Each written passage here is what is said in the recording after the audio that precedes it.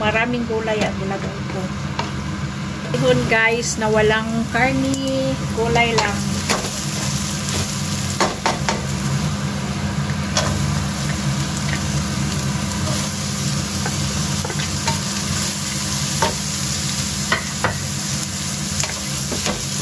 Lunod ko ng mga gulay. Ganyan ako magluto ng bihon guys. Pag kami lang kumakain, hindi ko lagyan ng karni.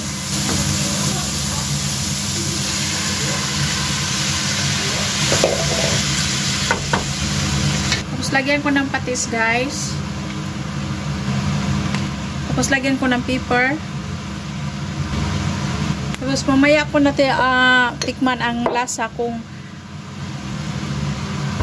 lagyan ko ba ng asin. Tapos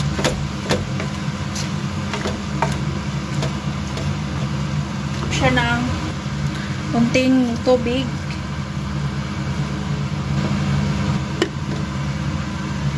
Kaya nga hindi ko naglagay ng karni guys kasi may adobo akong manok dito. I-separate ko ang pagluto sa karni. Masarap ang bihon guys pag maraming gulay.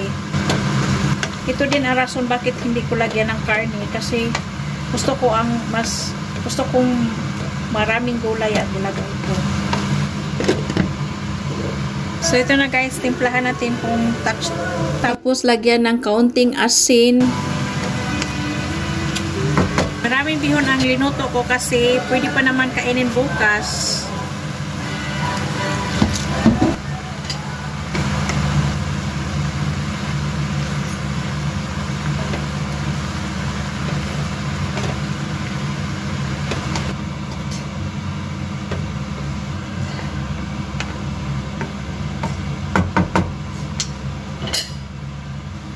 So ito na ang bihon ko guys. Tingnan nyo.